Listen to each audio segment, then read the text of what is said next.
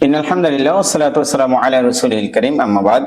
আজকে আমরা জানবো হযরত ওমর রাদিয়াল্লাহু তাআলা আনহু রাসূল সাল্লাল্লাহু আলাইহি ওয়াসাল্লামকে কেমন ভালোবাসতেন তার একটা দৃষ্টান্ত। হযরত ওমর রাদিয়াল্লাহু তাআলা আনহু, আপনারা জানেন, তার সময়ে কিছু সময়ের জন্য মুহাম্মদ নাম রাখা তিনি ব্যান করে দেন। সাময়িকভাবে তিনি বলে দেন যে রাষ্ট্রে কোনো মানুষ মুহাম্মদ নাম রাখতে পারবে না। তার অন্য একটি কারণ হলো, হযরত ওমর রাদিয়াল্লাহু তাআলা আনহু একবার যাচ্ছিলেন, তো যাওয়ার পথে তিনি দেখলেন দুইটা বাচ্চা তারা মারামারি করছে। তো এমত অবস্থায় হযরত ওমর রাদিয়াল্লাহু তাআলা আনহু তিনি বাচ্চা দুটিকে তাদের দিকে তাকালেন, দেখেন যে একজন মানুষ একটা বাচ্চা আর একটা বাচ্চাকে গালি দিচ্ছে, তার নাম ছিল মুহাম্মদ। তো তিনি এটা অবাক হয়ে গেলেন যে মুহাম্মদ নামে গালি দেওয়া যায়।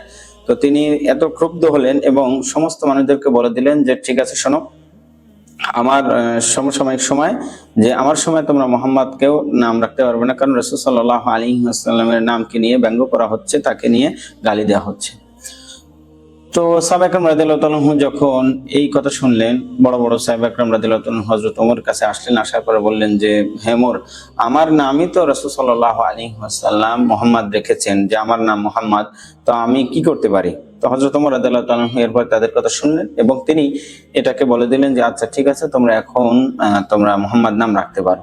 দেখেন হযরত ওমর রাদিয়াল্লাহু তাআলা আনহু রাসূল সাল্লাল্লাহু আলাইহি ওয়াসাল্লামকে কতটা ভালোবাসতেন।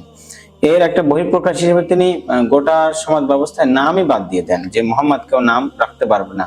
কারণ রাসূল সাল্লাল্লাহু আলাইহি ওয়াসাল্লামকে নিয়ে কেউ ব্যঙ্গ করবে, বিদ্রূপ করবে, এটা তিনি কখনোই সহ্য করতে পারতেন না। তো এমত অবস্থায় একদিকে যেমন রাসূল সাল্লাল্লাহু আলাইহি ওয়াসাল্লামের ভালোবাসা, ঠিক অন্যদিকে আমরা যদি আমাদের বাচ্চাদের নাম রাখি, তো এই নামের অর্থটা তাদেরকে বোঝানো যে তোমার নাম এটা এবং তোমার নামের মিনিং এটা, এবং তোমার নামের যে তোমার যে বৈশিষ্ট্য আছে, এই বৈশিষ্ট্য যদি তাদেরকে আমরা বোঝাই, তাহলে আশা করা যায় তার নামের মিনিং এর সাথে সাথেই সে বুঝতে পারবে যে আসলে আমার কেমন হওয়া উচিত।